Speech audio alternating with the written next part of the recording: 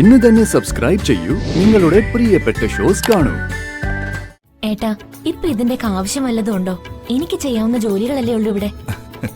അതെന്താ, ഞാൻ വത്സലാമ്മയെ നിന്റെ സഹായത്തിന് കൊണ്ടുവന്നത് നിനക്ക് ഇഷ്ടപ്പെട്ടില്ലേ? എന്താ ഞാൻ ചെയ്തത് തെറ്റായി പോയോ? പറ, തെറ്റായി പോയോന്ന്. എനിക്ക് എന്റെ ഏട്ടനെ പോലൊരു ജൂനിയർ വിക്രമിനെ വേണം. ഏട്ടന് കിട്ടാതെ പോയ സ്നേഹം എനിക്ക് അവന് കൊടുത്ത് ആ കടം വീട്ടണം. ഒരച്ഛന്റെ സ്നേഹം കിട്ടാതെ വളർന്നവനാ ഞാൻ. എന്റെ കുഞ്ഞിന് അതുണ്ടാവരുത്. പക്ഷെ നമുക്ക് പിറക്കാൻ പോകുന്ന കുഞ്ഞിന് സ്നേഹം വാരിക്കൊരു കൊടുക്കുമ്പോ എന്നോടുള്ള സ്നേഹം കുറയരുത്. അതെനിക്ക് സഹിക്കൂല. അതെങ്ങനെയാട്ടാ എന്റെ സ്നേഹം കുറയുന്നത്? അങ്ങനെ ചിന്തിക്കുന്നത് തന്നെ തെറ്റല്ലേ? പക്ഷേ ഞാൻ നിന്നോട് പറഞ്ഞിട്ടില്ലേ, എല്ലാത്തിനും ഒരു അളവുണ്ട്. സ്നേഹത്തിനും അതുണ്ട്. ഇത്രയും നാളും നിന്റെ മുഴുവൻ സ്നേഹത്തിന്റെ അവകാശി ഈ ഞാനായിരുന്നു. ആ സ്നേഹമാണ് നീ കുറച്ച് വീതിച്ച് നമ്മുടെ കുഞ്ഞിന് കൊടുക്കാൻ പോകുന്നത്. നിനക്കറിയില്ലേ, ഒരമ്മയ്ക്കിനി എത്രയൊക്കെ പറഞ്ഞാലും ഭർത്താവിനേക്കാൾ സ്നേഹം മക്കളോടായിരിക്കും. അങ്ങനെയാണോ? അത് കൊള്ളാലോ. എന്നാ എന്റെ ഏട്ടൻ കേട്ടോ, ഈ വർഷയുടെ ആദ്യത്തെ കുഞ്ഞ് എന്നും എപ്പോഴും എന്റെ ഏട്ടൻ തന്നെയായിരിക്കും.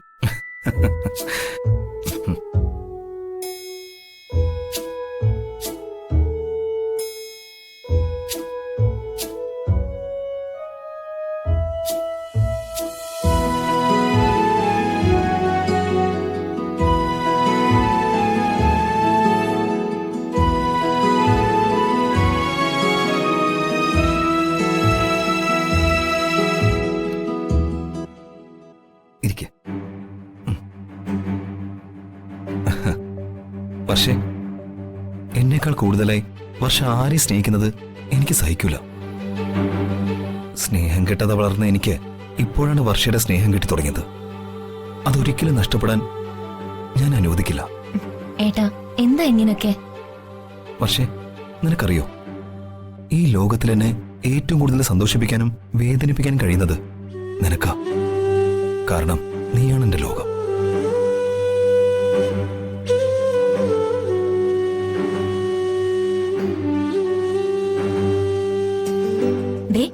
ഒരാൾ അനങ്ങി തുടങ്ങി. പറയുന്നത് കേട്ടില്ലേ? അച്ഛൻ സൂപ്പർ ആണെന്ന്. സത്യേട്ടം.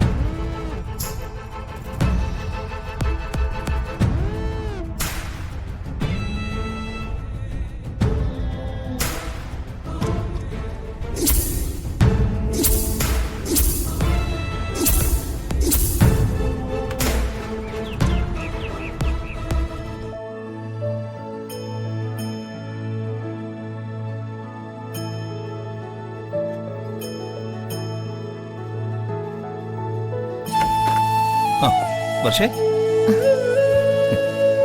ഏട്ടൻ എത്തിയോ? ഞാൻ അറിഞ്ഞതേ ഇല്ല. അതെങ്ങനെയാ? എപ്പോഴും ജോലിയിലല്ലേ. ദേ ഇനി ഇതൊക്കെ നിർത്തിക്കോ. ഈ സമയത്തെ നല്ല റെസ്റ്റ് വേണം. അതൊന്നും സാരമില്ല ഏട്ടാ. ഇവിടെ ഇത് ഞാൻ ചെയ്തില്ലെങ്കിൽ പിന്നെ ആര് ചെയ്യാനാ? അതിനൊക്കെ പരിഹാരം ഞാൻ കണ്ടിട്ടുണ്ട്. ഇനി മുതൽ ഇവിടുത്തെ ജോലികളൊക്കെ ഈ വത്സലാമ ചെയ്യും. ആ വത്സലാമേ, സാർ, ഇങ്ങ് വാ.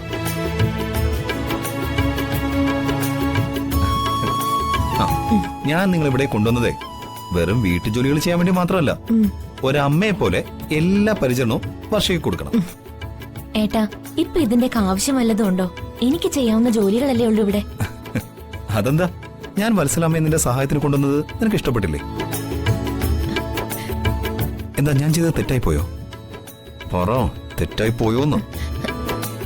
ഏട്ടാ, എന്താ ഇത്? ഏട്ടൻ എനിക്കൊരാളെ സഹായത്തിന് കൊണ്ടുവന്നത് ഇഷ്ടാവാതിരിക്കോ?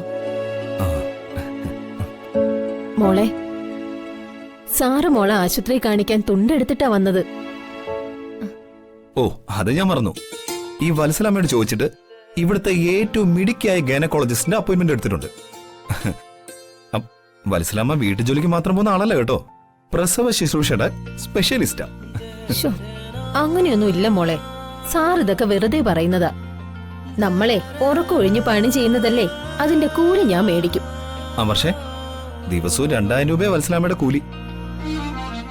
മോളെ, കുഞ്ഞ് തള്ളയുടെ വയറ്റിന്ന് പൊക്കിൾക്കൊടി മുറിച്ച് പുറത്തു വന്നാ അത് ഈ ലോകവുമായി പരിചയപ്പെട്ട് വരുന്ന ഒരു സമയമുണ്ടല്ലോ, അവരുടെ ആദ്യത്തെ ഒരു 21 ദിവസം. അപ്പോ അതിനെ എടുക്കുന്നതും കിടത്തുന്നതും കുളിപ്പിക്കുന്നതും പോലെയാ അതിന്റെ ഭാവി ആരോഗ്യം. നമ്മൾ അത്ര നല്ലതുപോലെ നോക്കും, അതിന്റെ കൂലിയും വാങ്ങും. ഞാൻ പ്രസവ ശുശ്രൂഷ കഴിഞ്ഞു പോകുന്ന സമയത്ത് കുഞ്ഞുങ്ങളുടെ ഒരു നോട്ടമുണ്ട്, അത് സഹിക്കാൻ പറ്റത്തില്ല. പിന്നീടൊരു അവകാശവും പറഞ്ഞു പോവാനാവില്ലെങ്കിലും അവരുടെ ആ സ്നേഹം ഉണ്ടല്ലോ, ഒന്ന് വിളിച്ച കുഞ്ഞ് നമ്മുടെ കൂടെ പോരും. ആ പക്ഷേ വാ, ഹോസ്പിറ്റലിൽ പോയിട്ട് വരാം. ഞാനും വരാം. വേണ്ട, ആദ്യത്തെ ദിവസമല്ലേ, ഞാനും ഏട്ടനും കൂടി പോവാം. ഡോക്ടറെ കാണിച്ചിട്ട് വരുമ്പോഴേ ഒരു തെങ്ങും പൂക്കല കൂടെ വാങ്ങിച്ചോണ്ട് വരണം. ആ.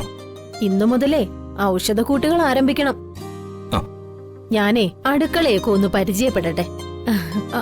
അല്ല, എവിടെയാ മോളെ അടുക്കള? അവിടെയാ. ആ ചെല്ല്. ശരി. എങ്ങനെയുണ്ട്?